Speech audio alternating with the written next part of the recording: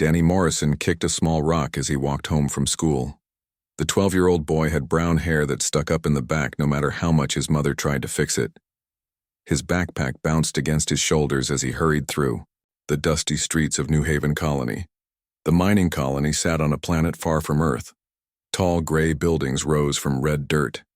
Giant machines dug deep holes in the ground all day and all night. The sound of drilling never stopped.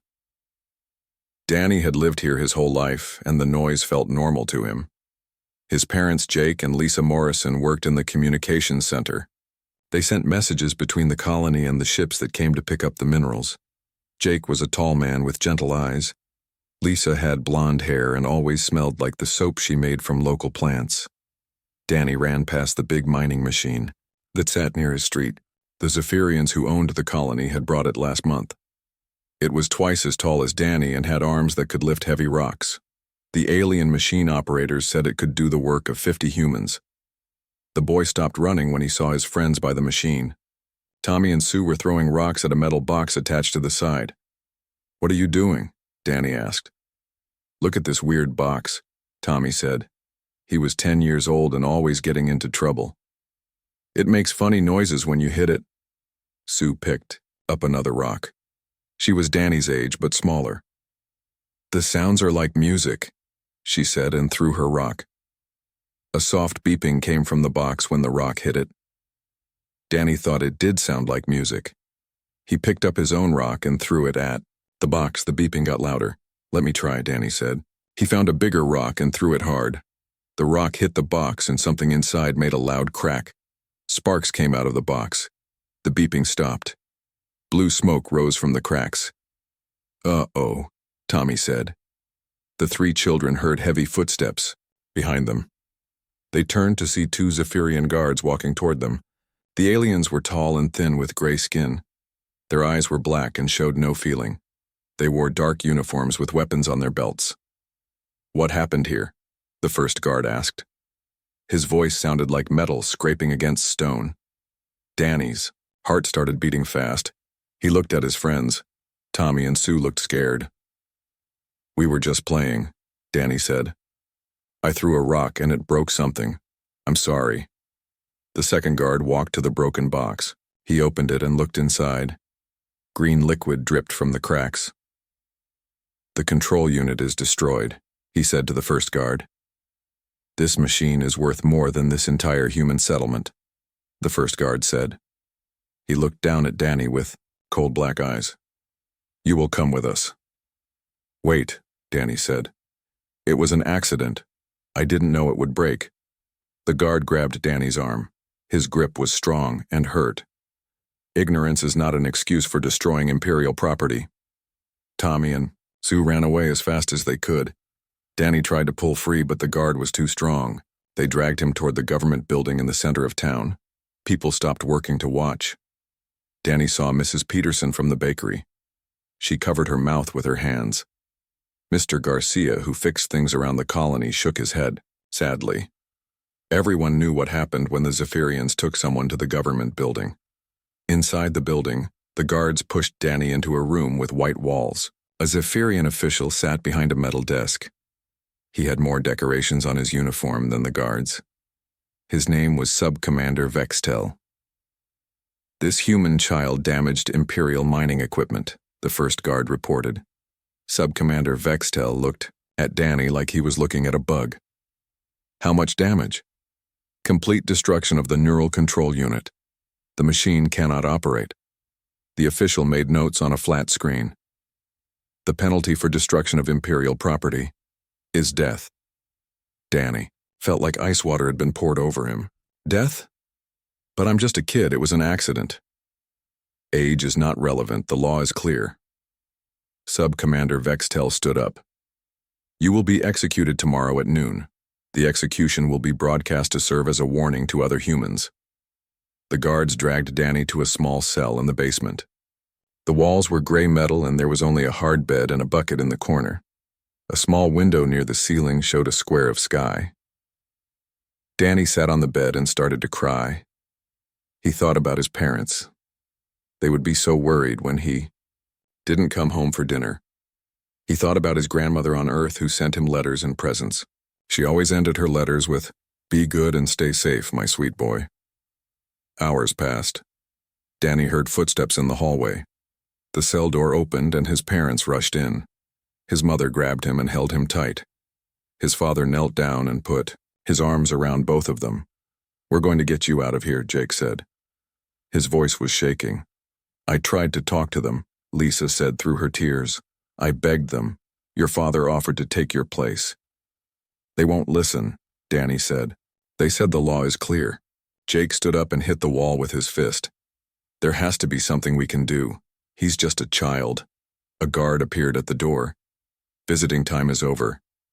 Lisa kissed Danny's forehead. "We love you so much," she whispered. "Tell Grandma I love her too," Danny said. His parents were taken away. Danny could hear his mother crying as they walked down the hallway. That night, Danny lay on the hard bed and looked at the stars through the small window. He wondered if people on Earth could see the same stars. He wondered if anyone would remember him after tomorrow. In his house across town, Jake Morrison sat at his communication station. His hands shook as he typed a message to Earth. The message would take hours to reach the capital, but he had to try. Maybe someone there could help. Maybe someone would care that they were about to kill a human child for breaking a machine. Typed the words carefully. Emergency message to Earth Command. Human child sentenced to death for accidental property damage. Execution scheduled for tomorrow. Please help us. Jake sent the message into space and hoped someone was listening. The message from New Haven Colony reached Earth Command at 3 in the morning.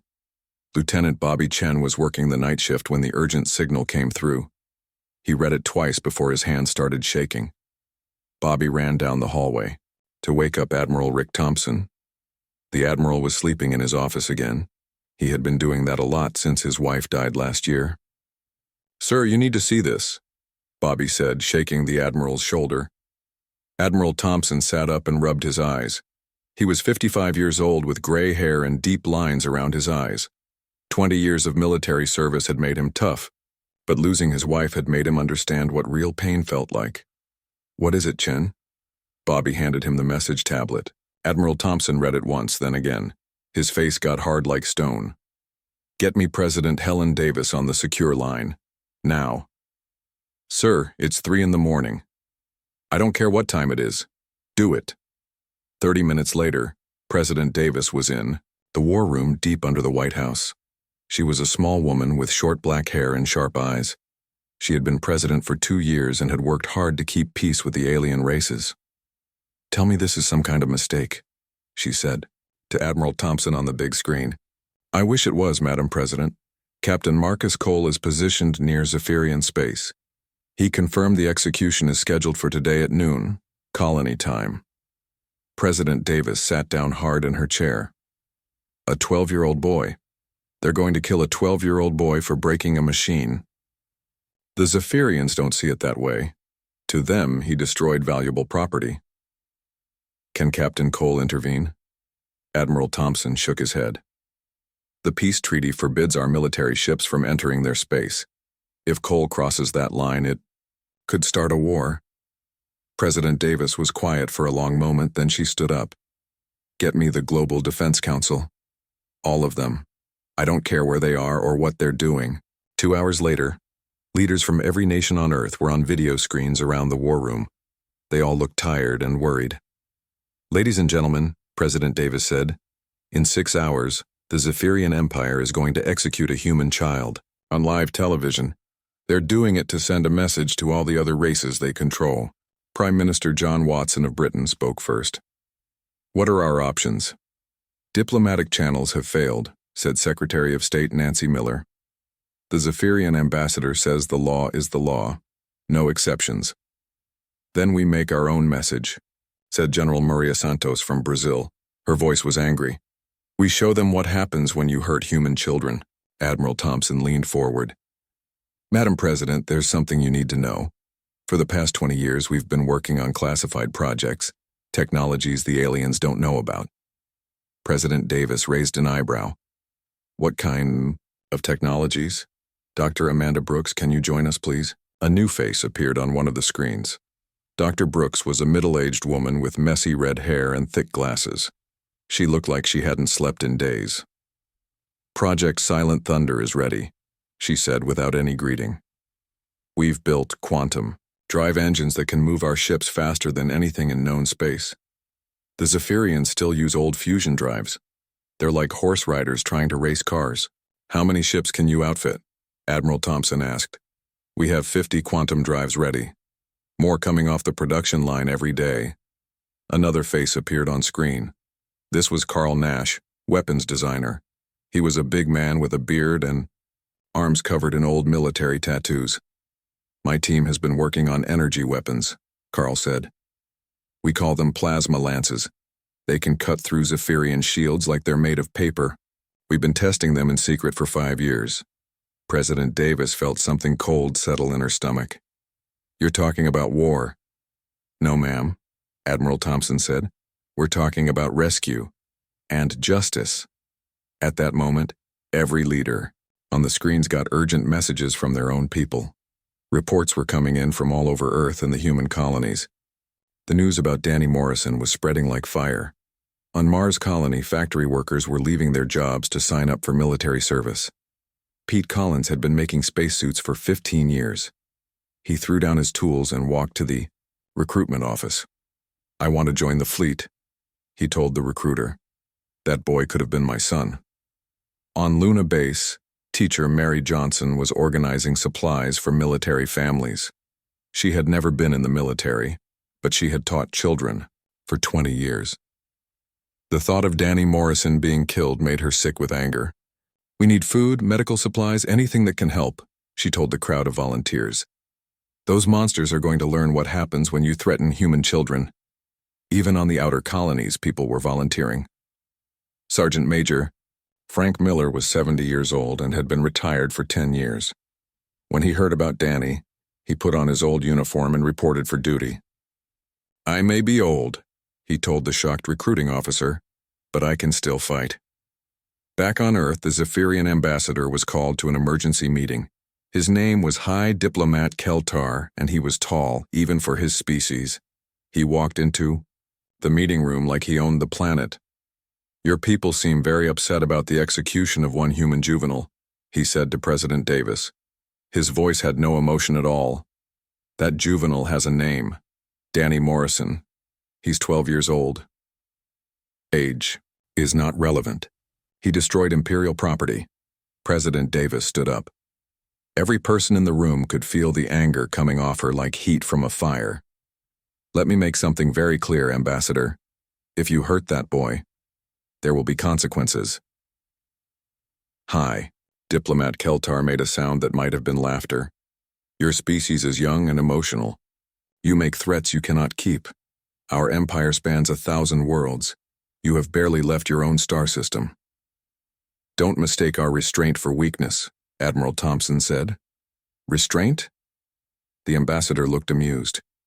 "Your military is small and weak. Your weapons are primitive. Your ships are slow. If you attempt any hostile action, we will crush you like insects." President Davis smiled, but it was not a friendly smile. "You know what, Ambassador? I think you're right. We are emotional. We do care about our children, and when someone hurts them, we stop being restrained."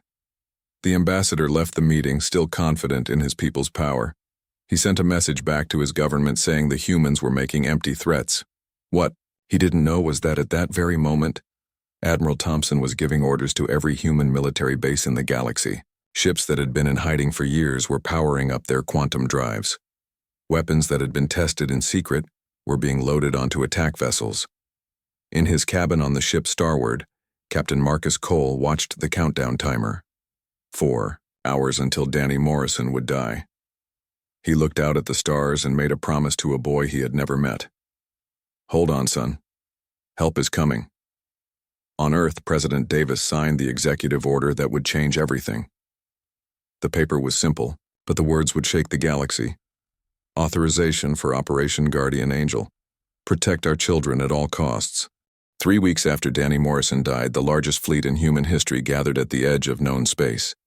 Admiral Rick Thompson stood on the bridge of his flagship. the UES Retribution. The ship was twice the size of anything humans had built before, powered by the new quantum drive that Dr. Brooks had perfected. Through the massive windows, Thompson could see hundreds of ships floating in the darkness. Military vessels with sharp angles and heavy weapons, converted cargo ships, bristling with plasma cannons, even luxury liners that had been turned into troop transports. "Fleet status report," Thompson said to his tactical officer, Commander Linda Shaw. Linda was 32 years old and had never lost a battle. She was small and quiet, but her mind worked like a computer when it came to military strategy. "We have 847 ships ready for combat, sir. 52,000 personnel. Every ship has quantum drives and plasma weapons." Thompson nodded. It was more than he had hoped for when this started. "Any word from intelligence?" Major Kate Phillips reports successful infiltration of Zephyrian space. She should be reporting in soon. At that moment, a signal came through on the secret channel. Major Phillips appeared on the main screen. She was hiding in some kind of alien building. Her face was dirty and she looked tired, but her eyes were sharp. "Admiral, I'm inside Zephyrian territory. I've made contact with resistance groups. The aliens have been doing this for decades." "What do you mean?" Thompson asked. "They've conquered 47 different species. They use the same methods every time. Take hostages, kill a few to make examples, force the rest to work as slaves." Commander Shaw leaned forward. "How many species are fighting back?" "More than you'd think. I've been working with a group called the Scari. They're like big lizards with sharp teeth. Their leader is named Vextar. He's been fighting the Zephyrians for 20 years. The screen flickered and another face appeared. This was clearly not human.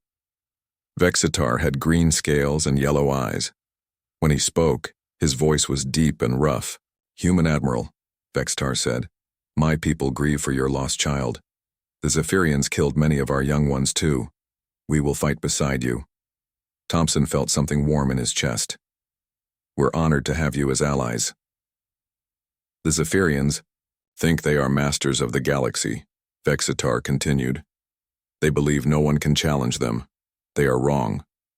Major Phillips came back on screen. "Sir, I've mapped their major military bases. They have most of their fleet concentrated at 3 locations. If we hit them all at once, we can cripple their ability to respond. Good work, Major. Get back to safe territory. We'll take it from here." The signal cut off. Thompson turned to Commander Shaw. "Can we coordinate attacks on 3 different systems simultaneously?" Linda smiled. It was not a nice smile. "With the quantum drives, we can hit them before they know we're coming. They won't have time to call for help." Back on Earth, the war effort was growing every day. Ruth Morrison, Danny's grandmother, had become the face of the mobilization. She was 73 years old with silver hair and kind eyes that had turned hard with grief. She stood in front of news cameras every day, speaking to crowds of volunteers. Her words were simple but powerful. "They took our boy," she said. "They killed him on television like he was nothing, like he didn't matter. But he did matter. Every child matters, and we're going to make sure this never happens again." People listened. Factory workers quit their jobs to build ships. Farmers sent food to military bases. Even children collected scrap metal to help make weapons. Tony Roberts was one of the volunteers. He had been a merchant captain for 20 years, carrying cargo between colonies. When he heard about Danny, he sold his house and used the money to buy weapons for his ship. "My freighter's not much to look at," he told the recruitment officer. "But she's fast and I know how to fly her. Point me at the enemy." The recruitment officer looked at Tony's ship on the computer screen. It was old and beaten up, but it had been fitted with plasma cannons and quantum engines. "Welcome to the fleet, Captain Roberts." Across human space, similar scenes were playing out. The Zephyrians had made a mistake. They thought killing one child would make humans afraid. Instead, it had made them angry. Dr. Amanda Brooks worked 18 hours a day in her laboratory. She was installing quantum drives in ships as fast as her team could build them. Her assistant, a young engineer named Tim Parker, brought her coffee and status reports. "We've got 60 more drives ready," Tim said.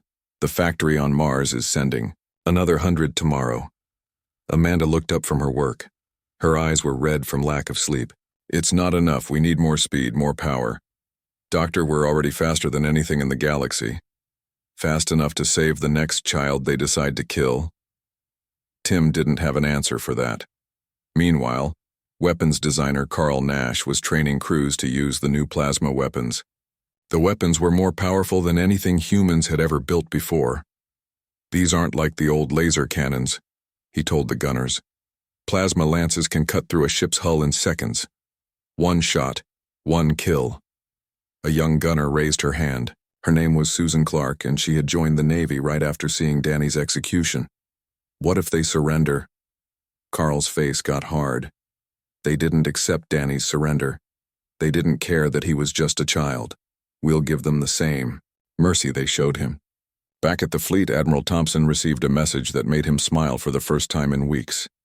It was from Captain Marcus Cole, who was still stationed near Zephyrian space.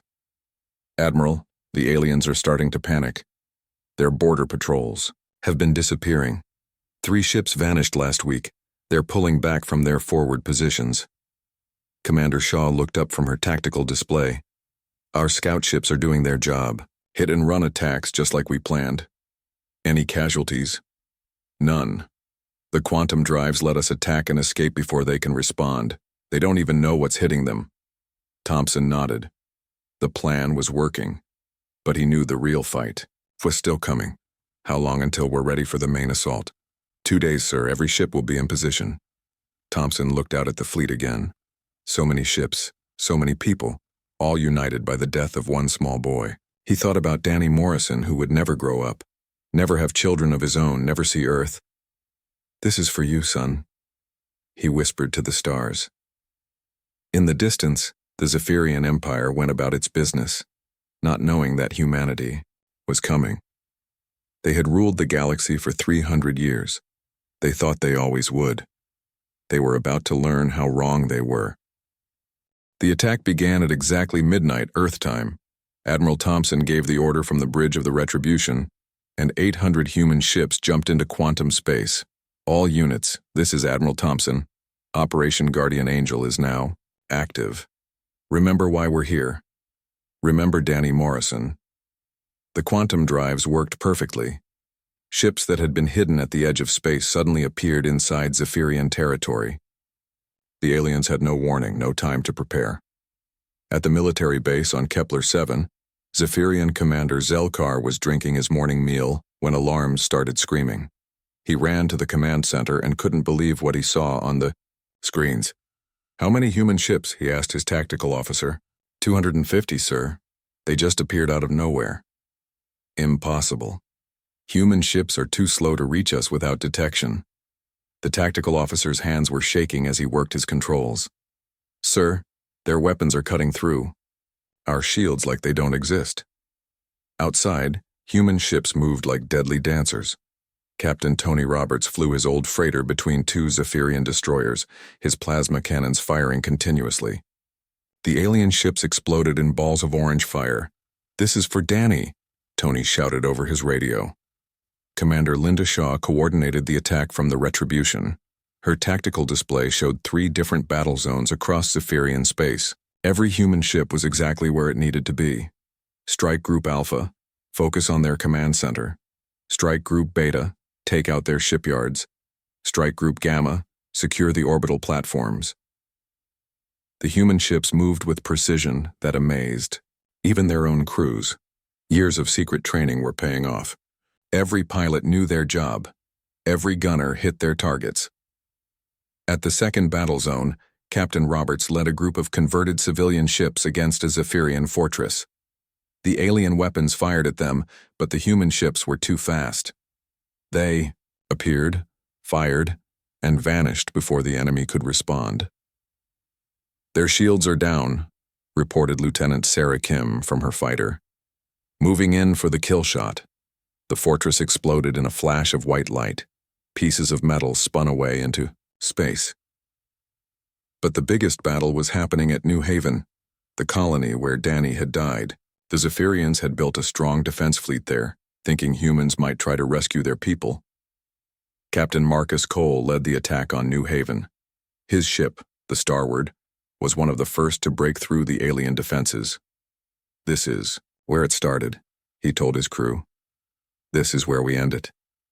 The Zephyrian defenders fought hard, but they were using old tactics against new technology. Human ships appeared inside their formations, fired point-blank, and jumped away before return fire could hit them. On the surface of New Haven, the human colonists watched the battle through their windows. Jake Morrison held his wife Lisa as explosions lit up the sky. "Someone came for us," Lisa whispered. "Someone remembered." The Zephyrian guards who had kept the colonists prisoner were running around in panic. Their commander, Subcommander Vextel, tried to organize a defense, but his communications were being jammed by human ships. "All ground units fall back to the government building," he ordered. But it was too late. Human soldiers were already landing. They wore black armor and moved like shadows. Their leader was Colonel Mike Foster, a veteran of the Mars Wars. "Secure all civilians," Foster ordered his troops. "Arrest any Zephyrian officials. We want them alive." The human soldiers moved through the colony quickly and quietly. They had trained for this mission for months. Every building was cleared. Every colonist was found and protected. Jake Morrison couldn't believe it when human soldiers kicked down his door. They wore the flag of Earth on their shoulders. "Are you Jake Morrison?" the soldier asked. "Yes, that's me. Your son, Danny. We came because of what they did to your son." Jake started crying. He had held his grief inside for weeks, but now it poured out. "You came all this way for one little boy?" "Sir, we came all this way because he was our little boy too.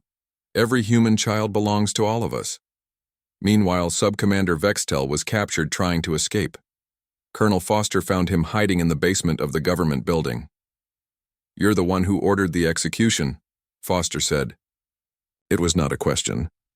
Vextel tried to look dignified even though he was clearly terrified. "I was following Imperial law. Your law killed a 12-year-old boy for breaking a machine. Our law says that's murder." The sub-commander was put in chains and loaded onto a transport ship.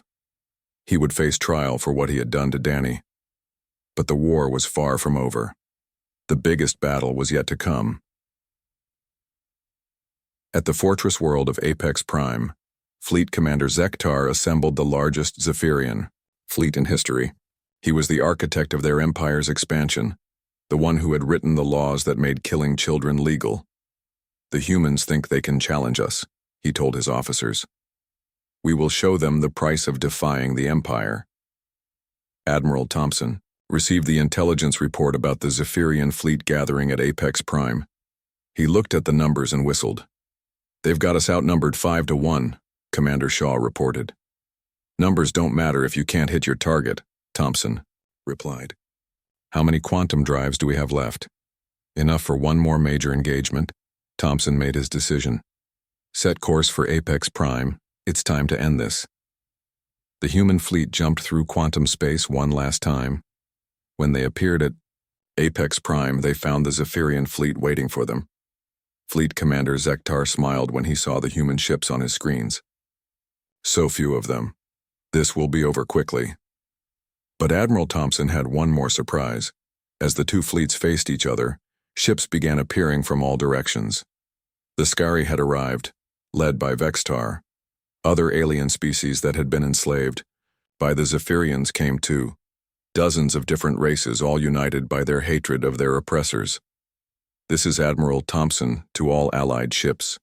Today, we fight not just for Danny Morrison, but for every child who has suffered under Zephyrian rule. Today, we end their empire." The battle that followed would be talked about for generations. Human ships with their quantum drives fought alongside alien vessels of every shape and size. The Zephyrians found themselves surrounded, outnumbered, and facing technology they couldn't match. Fleet Commander Zektar watched his ships being destroyed one by one. His flagship was hit by plasma fire and started to break apart. "How?" he whispered as his ship died around him. "How did they become so strong?" The answer came from Admiral Thompson himself, broadcast on all frequencies so every being in the battle could hear. "You made one mistake, Zektar. You hurt our children. And when you hurt human children, you don't just fight humans. You fight everyone who believes children should be protected. The Zephyrian fleet was destroyed. Their empire, built over 3 centuries, fell in a single day. But the war was won with more than weapons. It was won with the idea that some things are worth fighting for, no matter the cost.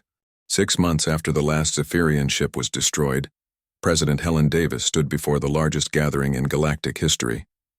Representatives from 93 different species filled the Great Hall on the neutral world of Haven Station. The Zephyrian survivors sat in a special section, surrounded by guards. Their empire was gone, their fleet destroyed, their power broken. High Diplomat Keltar, who had once mocked human threats, now looked old and defeated. President Davis walked to the center podium. Behind her sat Jake and Lisa Morrison, Danny's parents. They had become symbols of human determination, the faces of a grief that had changed the galaxy. 6 months ago, President Davis began, the Zephyrian Empire executed a 12-year-old human boy named Danny Morrison. They did it on live television to send a message of fear. Today, we send our own message. The hall was completely silent. Even the Zephyrians listened. The terms are simple, Davis continued. All enslaved species will be freed immediately. All stolen resources will be returned.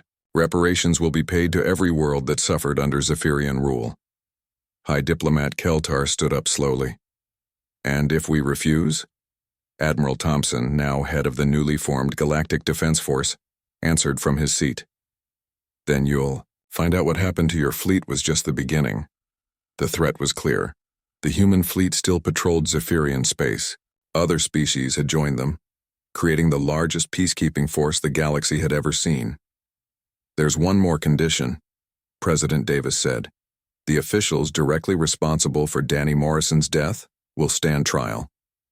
3 weeks later, the trial began on New Haven Colony, in the same building where Danny had been sentenced to die.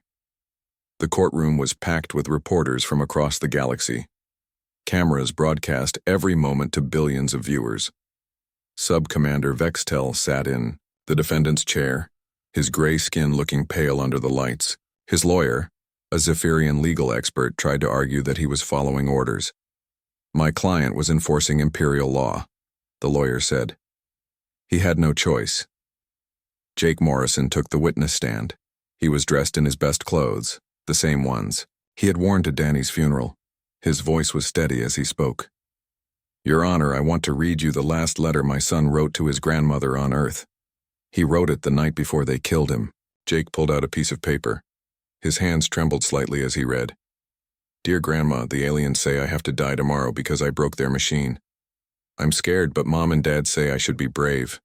I want you to know I love you. I hope. The flowers you planted are growing nice. Tell everyone on Earth that the stars out here are very pretty. Love, Danny. There wasn't a dry eye in the courtroom. Even some of the alien reporters were crying.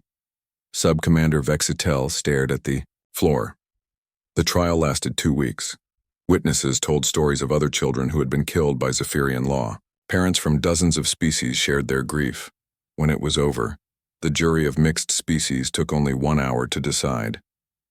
Sub-Commander Vextel and his officers were found guilty of crimes against children. They were sentenced to life in prison, on a planet where they would learn what it meant to be powerless. But the real change was happening across the galaxy. On world after world, former slaves were building new governments. The Skari warrior Vextar became the first elected leader of his people. Other species followed similar paths. Captain Tony Roberts was given command of a new kind of ship. The Guardian vessels were designed not for war but for protection. They patrolled trade routes and responded to distress calls. It's funny, Tony told his crew as they investigated a pirate attack. We built all these weapons to fight a war. Now we use them to keep the peace. Dr. Amanda Brooks had a new project.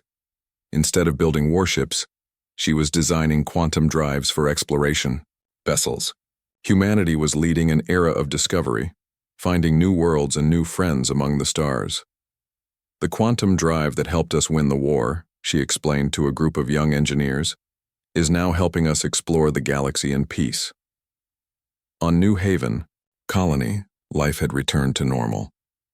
The mining operation was now run by the colonists themselves, with profits shared equally. A beautiful garden grew where the government building used to stand. In the center of the garden was a simple stone marker. It read, Danny Morrison, age 12. He made us remember who we are. Jake and Lisa Morrison visited the memorial every day.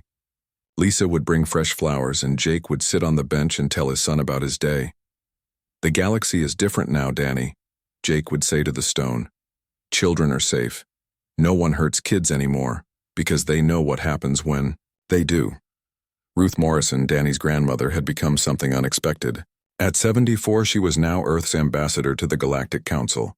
Her gentle voice carried enormous authority when she spoke.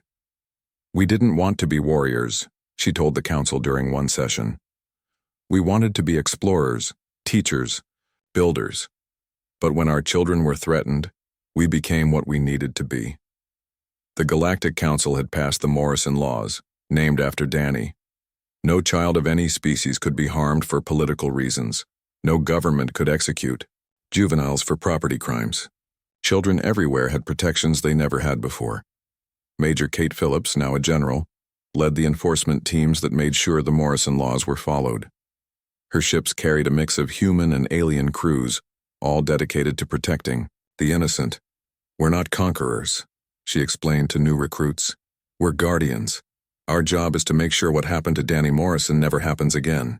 5 years after Danny's death, President Davis visited New Haven for the anniversary memorial service. The colony had grown into a beautiful city. Children played safely in parks where alien soldiers once marched. She stood at Danny's memorial, with his parents and hundreds of others who had come to remember. The ceremony was broadcast across the galaxy, watched by billions. Danny Morrison was just one child, President Davis said. But he was our child. And when someone threatens our children, they learn what humanity is really capable of. As the ceremony ended, ships from dozens of species flew overhead in formation. They came from every corner of the galaxy, all part of the Galactic Defense Force that kept the peace. Admiral Thompson, now in his 60s, watched from the bridge of his flagship. The Retribution had been converted into a hospital ship, using its weapons bays to carry medical supplies to worlds in need. You did good, kid, he said quietly, looking down at the memorial garden. You changed everything. In the growing darkness, the lights of New Haven glowed warmly. Children's laughter echoed through the streets. Parents tucked their little ones into bed without fear.